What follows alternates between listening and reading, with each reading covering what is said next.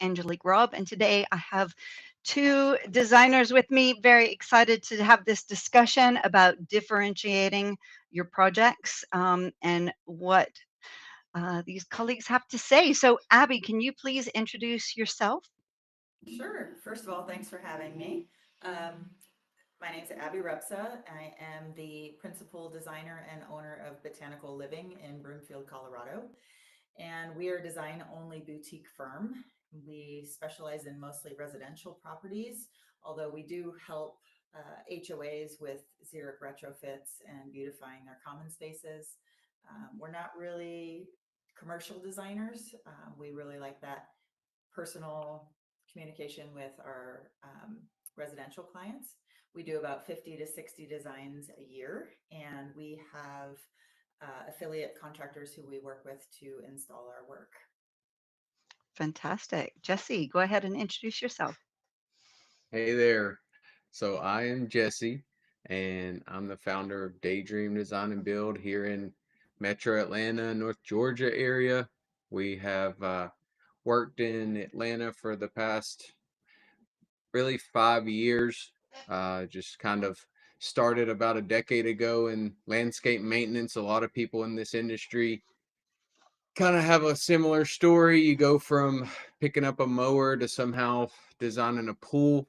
That's a whole nother long story, but that's a quick background of me. I started in maintenance, kind of got a lot of details from gardening work, pesticide control in these turf and plant beds, and then that led into signing up for some design courses. And before I know it, I just have jumped down the rabbit hole of figuring things out like permits, requirements, 3D renderings, visualizations, and um, learning about the awesome opportunities in the residential market and the outdoor living. So that's where I got my start. Was slow but surely, and I'm excited to share things that I've learned and learn things from awesome people like Abby and contribute to the Sync Live community.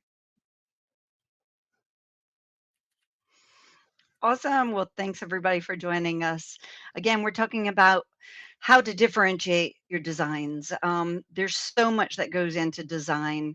It's hard to actually illustrate it without more of a discussion. So, um, design is something that I'm passionate about too, and also, you know, helping clients and other parts of the industry understand how different design is from the other parts, maybe, constructing and we have a good mix of experience here today. So maybe what we could start with is just walking people through when you arrive on a site, and how you go about things, because again, um, it's different from arriving on a site with plans already. Mhm. You have to build that blueprint from scratch. So, um, Abby, do you want to kick us off with, you Sure. know, what makes it unique Yeah, when you get on absolutely. site?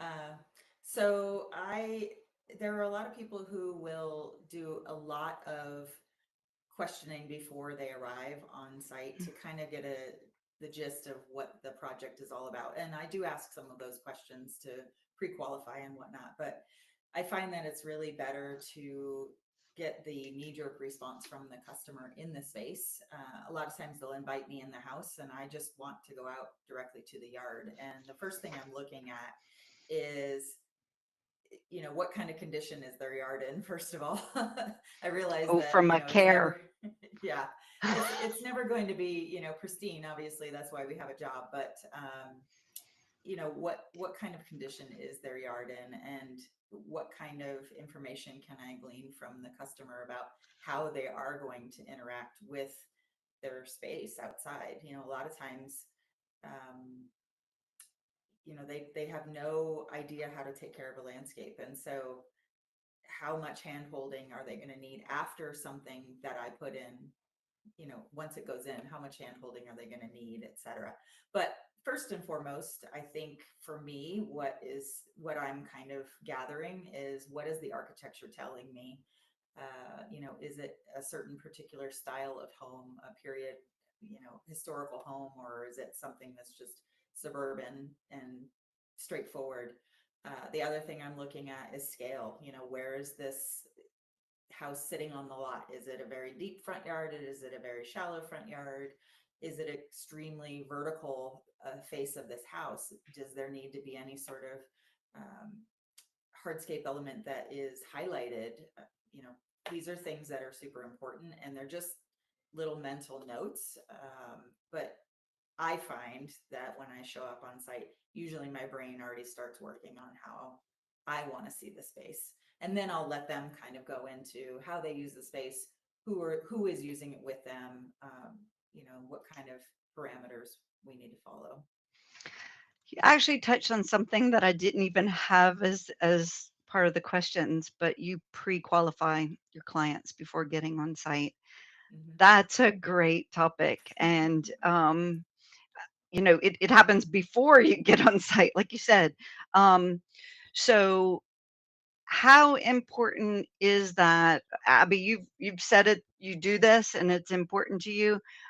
Let's get Jesse involved in the conversation. Like how important is it to you, Jesse? And is there something that you do ahead of time to pre-qualify clients? Yeah, it's a mouthful, but I'll summarize it as best as I can. So I learned from a guy a lot of my history, or in pools anyways. I started working for a guy who had a stack of papers that reached his ceiling, literally folders. And I said, "What are those?" He said, "Oh, those are just the free consultations I got that never turned into jobs." Well, I didn't really Oh realize it no. back then, but I was just like, man, if every one of them, say he would have just charged $500, I don't know, just charge something, just whatever, that's a lot of Hmm. money sending there. Anyways, as I got Wasted effort. longer into this, back to pre-qualifying, I have, before I even get out to a site, and this is free game, so anyone listening to this, use it, utilize it, remix it, whatever. I like to do, obviously get a form of some sort and schedule a 15 to 20-minute call. But before I ever get on that call, I'm looking up tax assessor details, who owns the property. I'm looking up Zillow at current home values. So that's, a good way to, you take that home value, and most clients are going to spend somewhere between 50 and 30% of the home value. So you already go ahead and start getting some, and that's not always true, but you go ahead and get some data. So when you get on these 15, 30-minute calls to pre-qualify, you already know. You ask questions like, do you have a survey? Mm. If they say no, that's okay. Well, can you get an updated one? They're like, I don't want to get a survey. That's a red flag. If you do things like talk about permitting, and they say things like, forget permits, just come over and bring your tools, red flag. Then you get, and not everyone is going to be a red flag, and you can work around those sometimes. But and to not get long-winded, and to continue the conversation, pre-qualifying is huge. You can do it with just a little bit of research on Google. You can do it with simple questions. You can hear a lot in the way they talk to you, if they value you.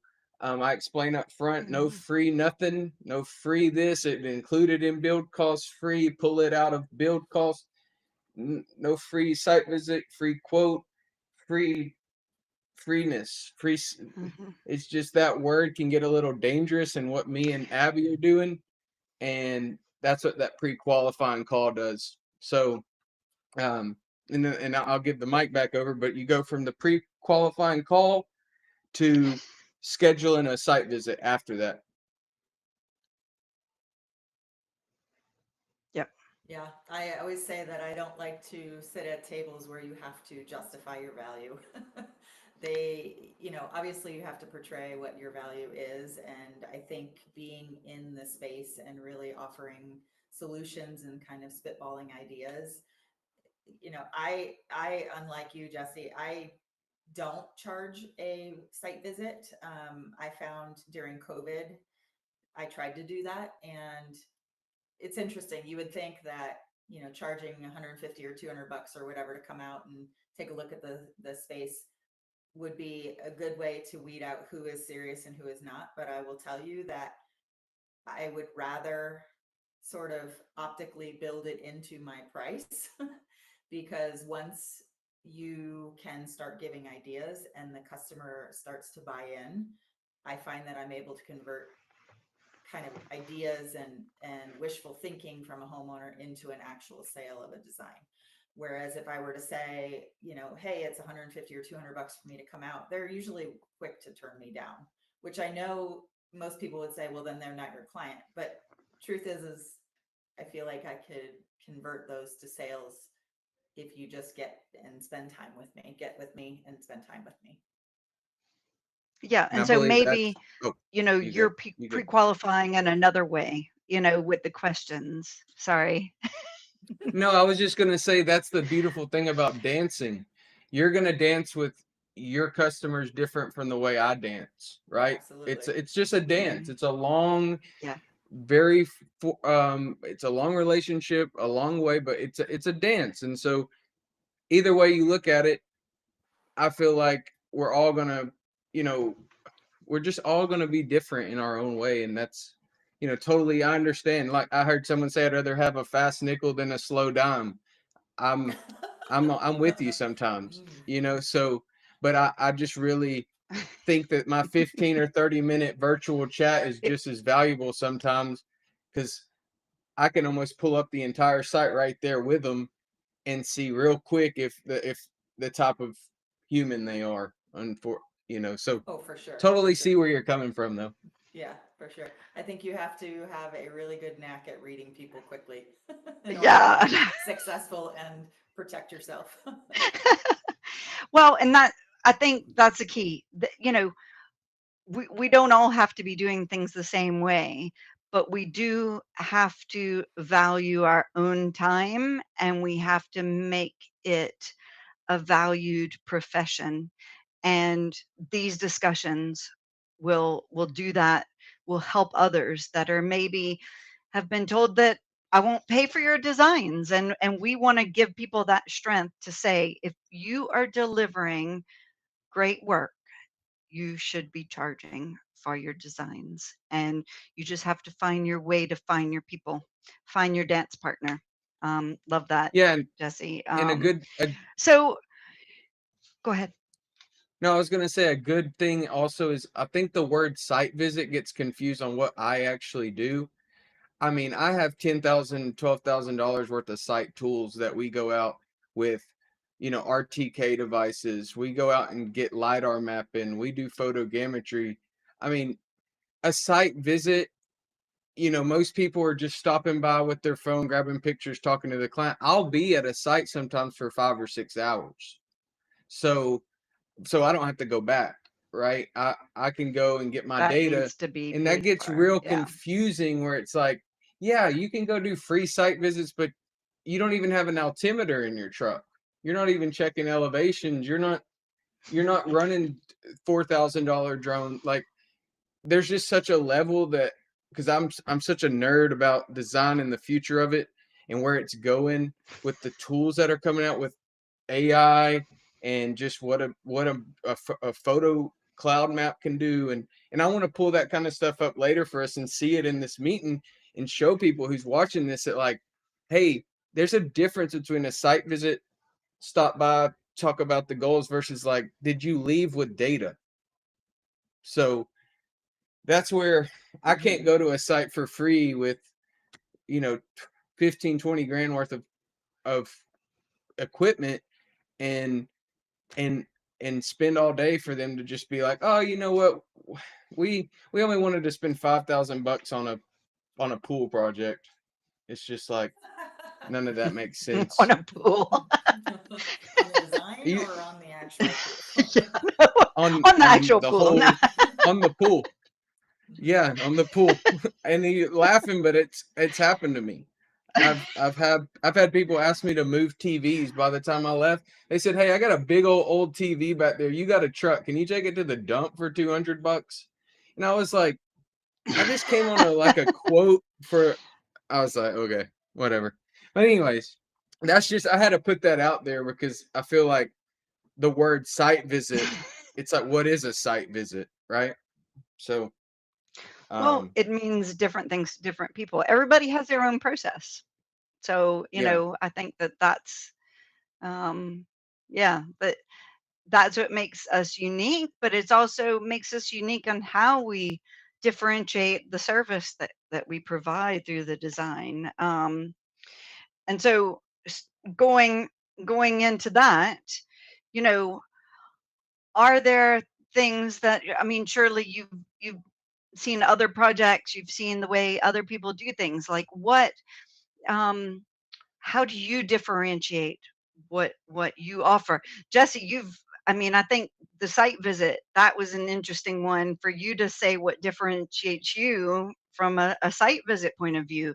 Abby, from a design, do you want to start on what differentiates your work, your projects, or I your type of think, client?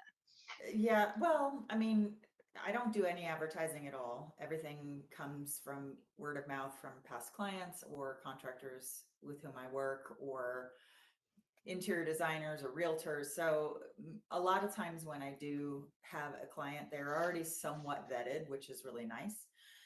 I would say that one of the things that I try to do as a designer is to, more from my own sanity perspective, is to create a very different experience every time I'm designing. So, you know, I live in a very suburban area. It's all very cookie cutter, and you might get something that's a traditional house versus something that's more craftsman, but that's about the extent of it, Oh, as okay. far as But then, like down in Denver, you get a very wide range of things from mid-century modern to mission style to, like I said, craftsman. So there's all these different things that get me really excited, but I will say that I try to keep things very unique when I'm designing. I would say the only place that I ever really repeat or try to, that I do end up repeating is in our plant palette because it's so narrow. And so, sorry, there's a lawnmower crew outside, so hopefully you can't hear that. But I can. anyway, okay, good. So anyway, but I would say that if you look at my website, my projects are very different. And that's one of the things that I've been hearing recurring from my clients is that they value the fact that their yard doesn't look like their next door neighbor. Mm, There is a certain distinct style that I kind of have. I never try to over design for people, but you know, in my neighborhood in particular, I've done about, I want to say 60 houses roughly. oh, wow. So yeah, I mean, we have a 430 house neighborhood, and at any given time, I've got projects going on, and you can kind of start to sort of tell my style, but I Okay. will say that everything feels very different. So that's kind of how I try to approach it with my client. I will tell them that I'm going to treat it like it's my own space, and I'll listen to them about what their budget might be and what their, you know, requests are, but I'm really going to give them what their space needs and Hmm. what the potential is I think they can get to. And sometimes that's high ticket, high dollar, and sometimes that's a little bit more under the radar, and I'm okay with that. I don't like to say that I'm a designer for wealthy people or for people with, this neighborhood or this zip code. Like, obviously, we've gotten to a level where we are handling more complex clients, but I get super jazzed about somebody who is really excited about a project and they might not have oodles of money. So, yeah, Well, sometimes it gets you more creative when you have to it's a achieve a constraint. similar feel with less, Yeah, half the budget that you normally have. absolutely. Yep. So, and Have I'm you I'm I'm very much about creating an experience for my client. Like, it's not just about landscape design. It is somebody who's going to be investing, tens to hundreds of thousands of dollars in their yard. And ultimately, our industry can get a bad rep with, the bad apples. But I want them to walk away going, wow, that was actually really pleasant and it The wasn't as experience, difficult you as I mean? thought. The Yes, the yes, design experience, yep, the all the way to install. build. Okay. Yep. I mean, that is interesting, that you're saying 40 houses in a neighborhood and they're all unique. I mean, that's a lot. You know, I had one job previously in Scotland that we did this really unique design, and then every client after that was like, "I want this," you know, the same thing we'd Yeah. built, and I was like, "I don't want to do that in everybody's Yeah. yard." Like, Yeah. I do have a yard in the neighborhood that's very prominent. It sits at like the intersection of a couple streets, and I will invariably get people saying, they don't know it's my design necessarily, but they'll be like, "Oh, do you know that house over on Madison?" And yes, I do. And we love that. We love that. And I'm like, well, that's one of our projects. So, you know, and it'll have the ether of it, but it's never going to be exactly the same. You know, I really Mhm. try to, with the exception of one particular plant I use everywhere, which is Roseanne geranium. That's my signature. It seems to be in every design. But outside of that, you know, I try to make things look pretty unique. Awesome. Jesse, how do you create something unique, in your way, in your designs? Well, start off with I think Abby's page. Everyone on, if you're listening to this, go check her out on it's Botanical Living. So I went and checked No, you out. oh, my Instagram. Okay. Yeah. Yeah, Instagram. Yeah, Got it. so Got it. the page, you feel what you're talking about. So you really do a good job at. That's Oh, I something I'm appreciate that. still dealing with. Is like, you got this internet presence, but when you go to your page, you like everything you were saying, you really feel it. You see it. You're on there. You're not trying to be who you're not, right? I really was like, whoa, like I like I like what you got going on. So for me, I was just thinking about this and I came up with something funny. It's like I think I'm still learning cursive right now when it comes to my signature. Um, I'm really young, so Yeah. I'm like, Hey, I'm that's okay too. Yeah. I'm I think my signature right now is more being an active listener when these people are talking, really note taking, super transparent. Sometimes it comes off a little rough. I'm super, I'm just like, hey, like, I try to keep it as plain as possible because some of these people are making like lifetime investments. And, you know, I'm just blessed to be a part of it. And I want to make sure that, I can pick up the phone. Um, like you text me, Angelique, it's probably what, 5 seconds. I'll get back to you or whoever. Like I'm very hands-on, and that's my signature right now. It's, obviously you get on the internet and you watch all these business gurus and like the owner has to be 500 miles away and cannot be in it and you have to delegate and all this stuff. And of course, that's the goals of every business owner, to be delegating everything and just it being amazing, but that's just not my signature right now. My signature is just who I am. So that's I that's think kind of that's where we're super at right now. important. I think, you know, being the face of a company, uh, you know, you have to put your money where your mouth is. You have to be accessible to the customer. Otherwise, Yeah. that's the first point of erosion in trust. If you So one of the things that I'm starting to get frustrated by is the fact that uh, you know, private equity firms are gobbling up some of these companies here in Denver, and the whole company culture is starting to change. And it's Wow. all becoming about the margin and, you know, the bottom line and what did you sell this week and, you know, what are your numbers, and it's less about the customer. And I think that's where you, Jesse, are, you know, you're understanding that that is a huge value for your customer, because that is what separates you from the company that does this. They point to, oh well, it should have been his job or it was supposed to be her job. But if you take accountability for it and your customer knows that and they can get to you, they're gonna, even if it's a bad situation that you're mitigating, it'll always come out on the other end better. Yep. And then they tell their friends about it or their colleagues, and then boom, you have another client. So Yep. Exactly. I mean, weather, for example. I mean, there are certain things that that we always have to battle with. Construction starts, and I'm sure, Abby, you're involved in, even though you're a design only firm, if the construction doesn't go very well, you get tied into that somehow. And Oh yeah, for sure. we have all of these issues that can happen because we're so exposed to the weather. And it's how you handle it. It's are you open? Are you answering the phone? Are you in the loop? Are you communicating well? And I think that today's clients need handholding, because they don't understand.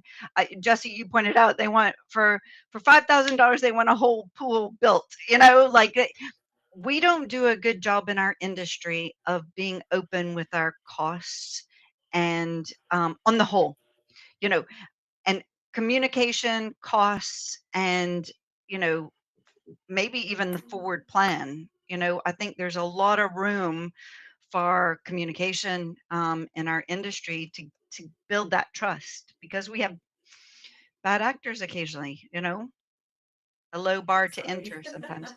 Oh, I don't hear anything. There's a blower Oh, no. outside. Oh, you're I'm good. like I I'm can't hear like, oh nothing. gosh. Okay, good. We don't They're hear it. both gone. We don't hear it. They're doing their job, so I'm like super grateful, but it's the worst timing. Sorry. That's okay. No, don't worry. I know these headphones are all doing the trick, so that's Thank good. goodness. Well, that's one thing that drew me A to question sync for you was, guys. Oh, oh, you're good.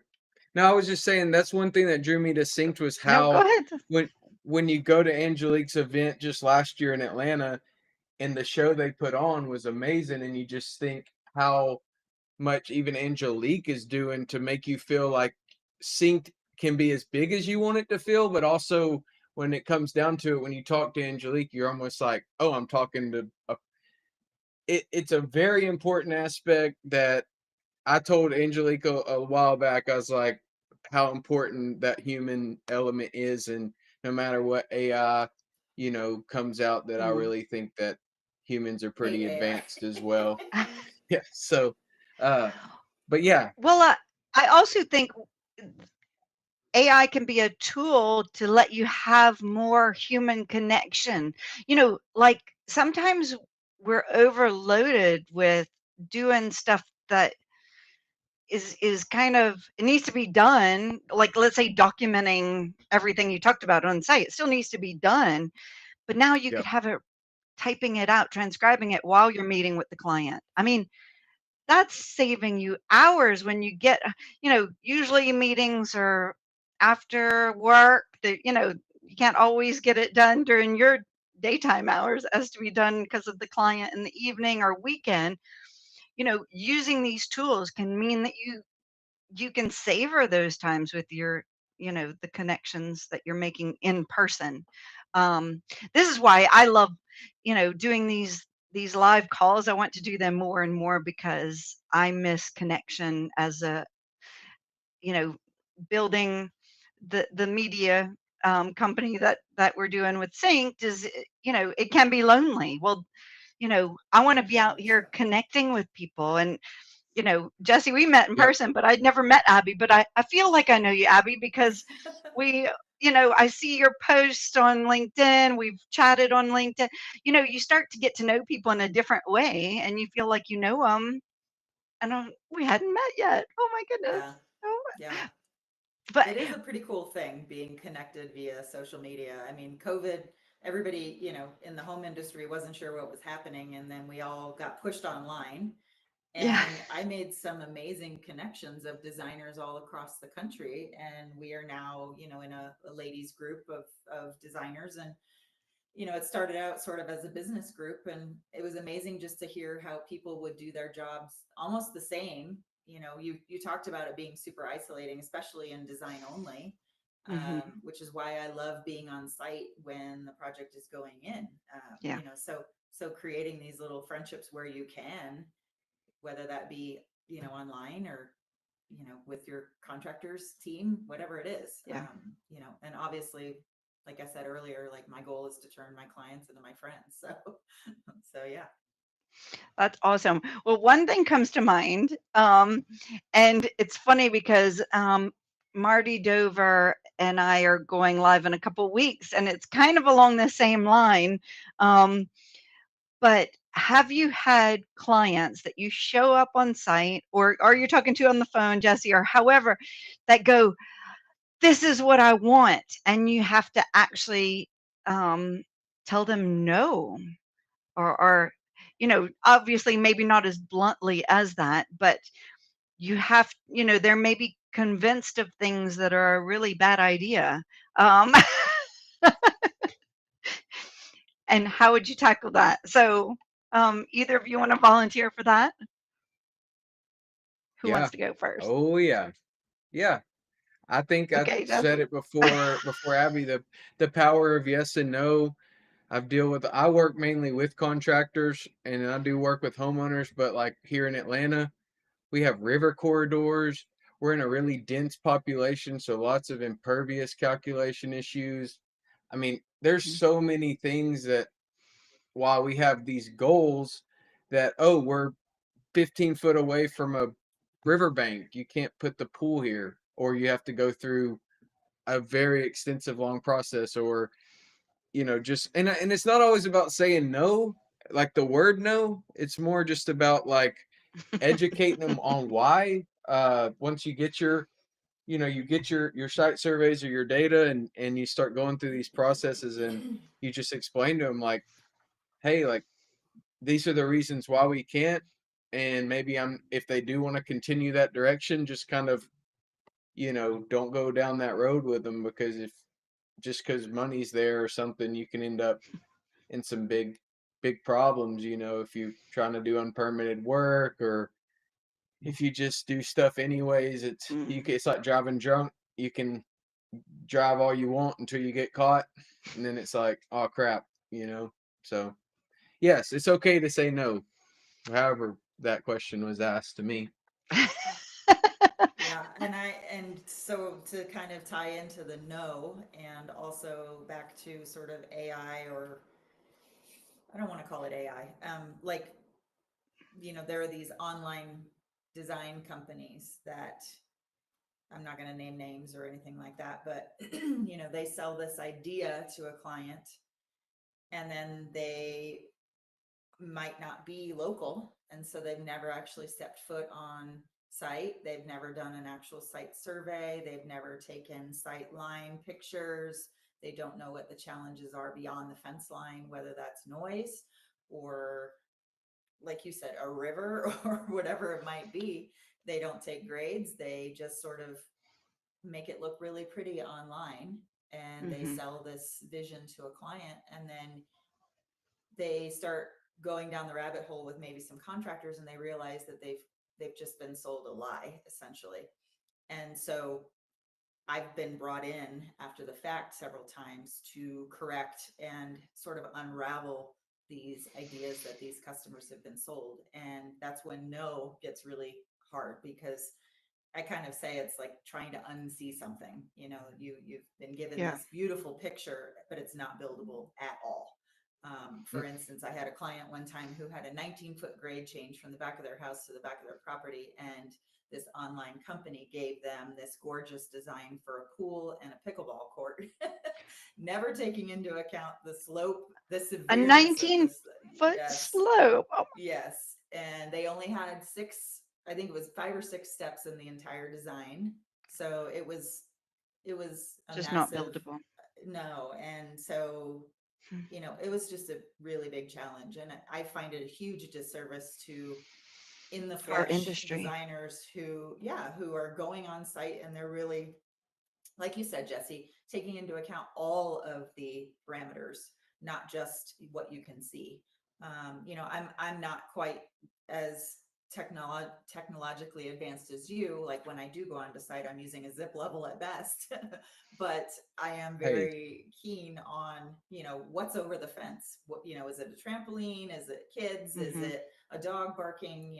What are you trying to highlight? What are you trying to obscure? So yeah. Well, and yeah, I think there's a huge um, gap sometimes between, and that can be from site measurements or not fully understanding the site because they've never seen it in person, to then trying to construct something that's not, that there's a huge gulf in there sometimes. And I get that we have all this software to make beautiful pictures, but like you said, it undermines the people that are doing things well and in very, um, very high level of detail. I mean, to me, the detail is what evolves the design. If you have a 19-foot slope, just think of all the cool like options you have on, retaining that. And you can have 5 different plans and not even Scratch recognize. the surface. Yeah. Yeah. Yeah. Mhm. It gives you options, so why not use it? Right. Use the drop as the As the inspiration. inspiration. Yeah, exactly. Yeah. Exactly. So they've Yeah, also, yeah. it's challenging. And I am a big proponent of down with the big guy. Like, you know, And I don't mean to be like the, down and with Goliath, but well, I have a beef with that. and that's where we, like Abby and me, in the future we're more than designers. We can call ourselves designers, but you end up advising the entire process. And that's why I've really like to coin Yeah. the term just being an advisor, just because I get brought in early on and I might end up all Okay. the way through being asked questions. I mean, like you mentioned, I'll call the names out. You get a yards end design, and they tell you that, oh, they told this homeowner it's $150,000 budget, and I mean they do some amazing designs. These designs will have plants from Hawaii down here in, like, I mean these things will like they'll look amazing. Hey, and I've even tried to do the contractor, like you can become an affiliate for some of these things, Yeah, and I've the heard it. expectations get set so wrong, and what happens is his clients get fatigued, and it just eventually it's just like, that's why my transparency is so important. It's just like, hey, these budget words, these conversations are important, because it's like, look, you just mentioned outdoor kitchen, cabana, pool, patio. That's already ringing the bell for 250, 300. Do you think that's even what you're thinking? Real quick. And it's just like, oh no, we have a $75,000 budget. Well, okay, then that's great. I'm not going to turn down a $50,000 design or whatever, but maybe that's lights, plants, little water feature with a little patio, maybe, right? Mhm. And maybe some pathways, but it's just it just gets a little gray when um there's all these questions and all these answers that we're constantly, I'm sure Abby knows, like text after email after who knows and what and blah blah blah, and that's why I'm starting to charge for it. So Yeah. Yeah, and that's a great thing to kind of touch on is I have my design fee and I am a designer. And I have my aftercare fee during the ooh, install, Okay. which is my hourly consultation. And so I like to keep the two separate Separate. Yeah. because they really are two different animals. You're going to get the same level of service through both, but these are my babies that I'm sending to construction, and I would be remiss in just, I have my affiliate contractors with whom I work tons. So a lot of them do know how I love it to go in, but I want the customer to see that I'm there, that I'm seeing it through, and that again, I'm accessible. And then the other part of that flip side is that I'm actually making the contractor's job better as well, because the Yeah. customer can see the relationship that I have with my contractor. We're joking, I affectionately call one of my contractors my work husband just because I talk to him, so many times throughout the week. But like the bottom line is the customer can see that trust, and that Yeah. instantly reduces that anxiety of spending so much money because they know they're in good hands. But I think it's really important, like you said, Jesse, to charge for your time. Like, for me to go out there, yes, it's free optically, but like it is in my design fee, whether they know it or not. Um, and then, I'm there placing plants and, siting boulders and looking at samples with the client and making sure that it matches their stone and, whatever that might be. But I think, Jesse, you had touched on, you want to be a good liaison to your customer, you know. Yeah. Yep. Yep. Well, I think, there's so many, I mean, you guys have prepared all these questions and we're already, 40 minutes in. There's a lot to unpack here. And I think that I was thinking, well, how can we give some takeaways to the audience? Because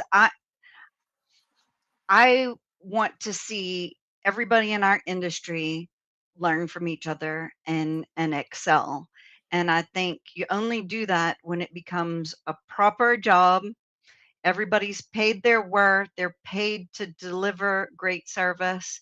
Um, you guys both have contributed so much on how you do things. Um, if if you had advice to pass on to others doing design and build, any of the parts of a designer, I mean, whether it's design only or design and build, what advice would you give so that you've learned either the hard way or the easy way, or that maybe you set in stone at the beginning of your business that has helped you be successful? And Who are wants you to? saying more towards what would you tell a client or what would you tell another designer? Another designer. Mm. Uh, I'm going to let you answer that first, Jesse. That was I have to think loaded on that. question. I know. That was I mean, really, really sorry. just go, if you go back, it's like baking a cake. You go back through this 42 minutes of talking, and it's just really like dancing, like learn how to dance. Like you're gonna save yourself tons of time with pre-qualification.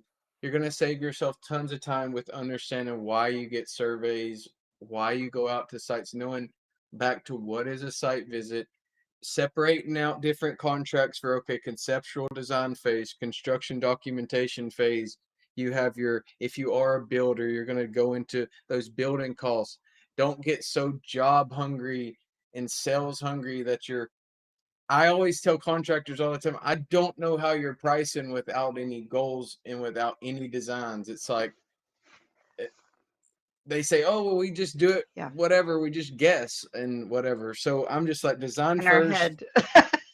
in our head, and just really, like we've been Hmm. talking about, and enjoy what you're doing. If you're spending time on Facebook, make sure your algorithm is people like Abby, people like Angelique. Make sure you're following some of the best people that you can. Don't let all your social media time that we all put, me, I probably put 5, 6, I'm probably more, 6 hours a day on my phone. And at the time I am scrolling, I'm looking up people, or I'm watching people, or I'm micro learning all the time. Like it's right now we live in the best Hmm. time to, if you want to learn, man, you can become actually It's out there. overlearned. You have to kind of calm down sometimes. But it it really is not a gate kept secret anymore. It's there's ways that it works, or you can go try ways that other people have tried and it just doesn't. I guess that really don't really answer much, but it would just, really the starting point back to I how do you start these projects. well, I think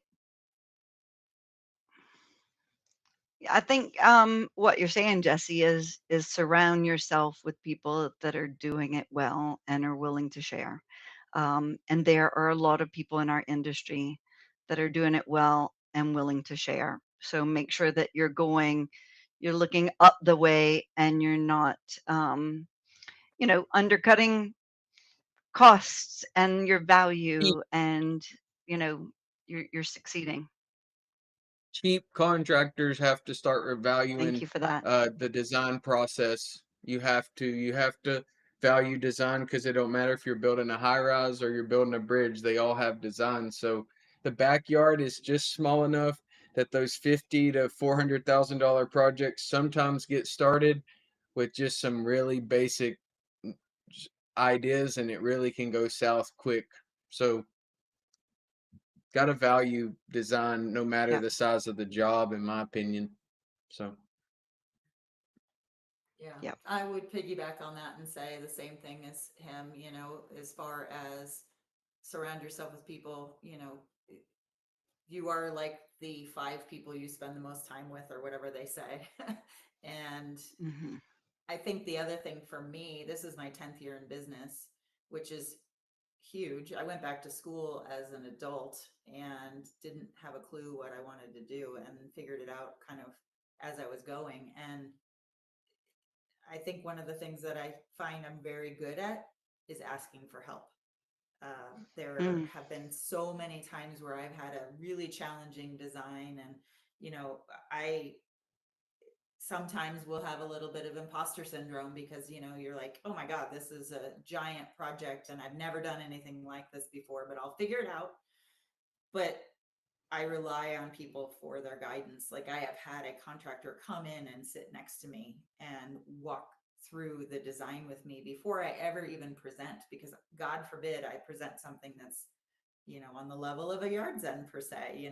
I want to make sure that if I'm going to be putting this in front of a contractor and facilitating this introduction and relationship, it better be damn buildable. And so Hmm. I am never above hearing criticism or learning.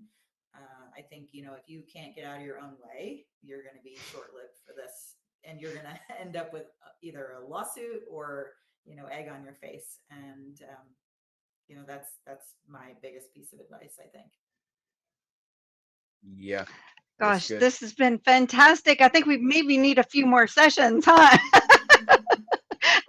To Yeah, talk about all the things that we had on the list. But I think it was great to have both of you on here, and love how different your methods are, your how you do things, but also similar in a lot of ways. So the main thing is you guys are doing high quality work, and we want others to learn from you. So I really appreciate both of you being on here, and yeah, Thank you. thank you for joining us.